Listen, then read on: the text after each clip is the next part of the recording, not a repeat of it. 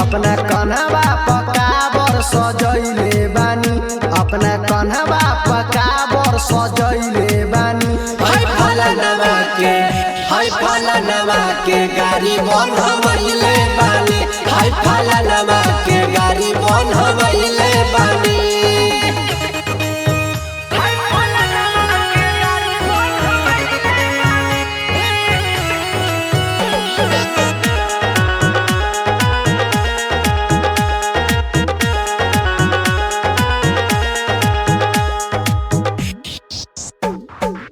देवघर जाएम जलवा चढ़ाएम, श्रद्धा के पूरा अपन करब हो। हरे कितनो चाही दुखवा भुलाई, सुइया पहाड़ हम चढ़ब हो। मनवा में इहे एगो आस लागल बा, बाबा पर दिल से विश्वास लागल बा। भोले बाबा के दिल से गोहरैले बानी, भोले बाबा के दिल से गोहरैले बानी। अपना कन्हवा पकाबर सजैले बानी, अपना कन्हवा पकाबर सजैले बानी। हाय फलानवा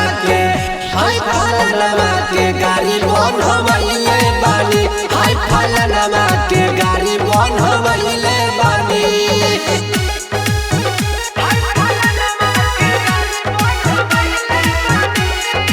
माँ वैष्णो रिकॉर्डिंग स्टूडियो दिल्ली।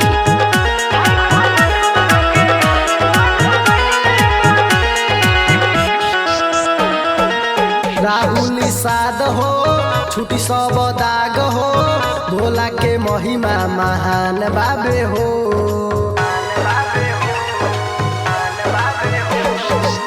विकास बाबाली जल ढारे हाली, भोला के पूजत जहान बाबे हो। लिखी के ऋषि बखान करेला, हर पल भोला के गुणगान करेला। अरे राजो में हाजरी लगैले बानी, बाबा धामो में हाजरी लगैले बानी। अपना कन्हवा पकाबर सजैले बानी, अपना कन्हवा पकाबर सजैले बानी। हाय फलानवा के, हाय जमल के गाड़ी बनवैले बानी, हाय फलानवा के गाड़ी बनवैले बानी। चढ़ते सावनमा हो मन डोले लागेला, सारा कबरिया बम बम सुन बोले लागेला। देवघर जाए के तैयारी पूरा कइले बानी, देवघर जाए के तैयारी पूरा कइले बानी। अपना कन्हवा पकाबर सजैले बानी, अपना कन्हवा पकाबर सजैले बानी। हाय फलानवा के गाड़ी बनवैले बानी, हाय फलानवा के गाड़ी बनवैले बानी। माँ वैष्णो रिकॉर्डिंग स्टूडियो